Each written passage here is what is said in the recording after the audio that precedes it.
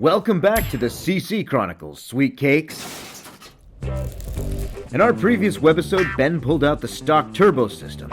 He also placed a can of mule milk energy drink in the secret compartment next to the engine bay. Hey!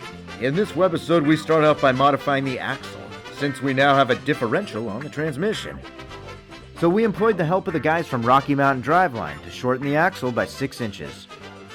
We also needed to remove the trunk floor pan and replace it with the 3.6cc version, which has an indentation for the rear differential. The floor pan in this car required a pneumatic crap-it dweevil with a 9/16 ripsaw attachment to separate the bonding glue from the sheet metal. After only a few minutes, that polyethylene tub was jammed up the rear end and looking just as pretty as pumpkin pie.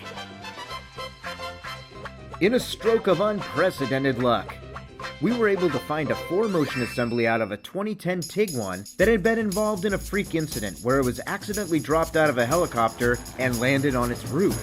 Thankfully, no one was injured, including the drivetrain, which could be salvaged for this project. Because this rear assembly was harvested from a Tiguan that had fallen some 200 plus feet from the sky, there were a few items that needed to be changed out. We had to swap the bent lower control arms with the originals from the CC. While that was happening, the Bluewater performance crew swapped out the OEM rear trailing arm bushing for the solid version of the same piece by United Motorsport. This eliminated the unmistakable feeling of a dumpy rear end.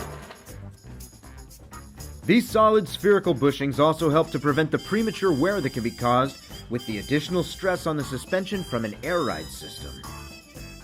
Since this car is meant to be a backdoor blasting barn burner, we needed to contibulate the OEM Haldex part and sublimate it for the new speed Gen 4 Haldex Kutupas Munit.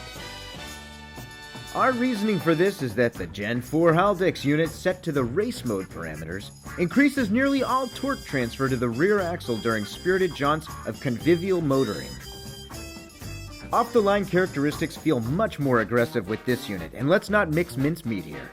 All this horsepower ain't there for looks, alright? Minimizing torque steer on the Stage 3 car was one of several reasons for the 4-motion swap. During a torque steer event, the steering wheel feels as though it's being tugged, which leads to a sensation of the car deviating from its intentional path. Oh, Jesus Christ! Big torque numbers don't help matters, and an APR Stage 3 has plenty of that. Straight out the fucking box, Volkswagen set up the 4-motion to be run as a front wheel bias system. Couple that with the fact that we swapped out the Haldex controller, which greatly helps our cause with getting all of that grunt to the tarmac. Of course, many of you are thinking to yourself, hey, how much extra weight did that add to the CC? Well, let me put it to you this way. Considering the DSG Quattro transmission, the drivetrain, and the rear assembly, the car only picked up around 300 new pounds, which for a race car would be devastating. However, this is a performance sedan for tearing up the canyon roads and hills all around the San Francisco Bay Area, not attempting to log the fastest lap times at Thunder Hill. Gabe, Ryan, and Ben snugged up the drive shaft to bridge the transmission to the rear differential. Thanks in part to how modular the VAG cars are, everything bolted together as though it were God's will. Amen.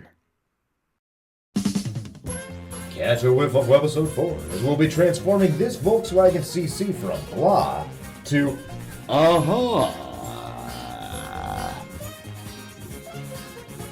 So, how did that one sound? Was my voice clear?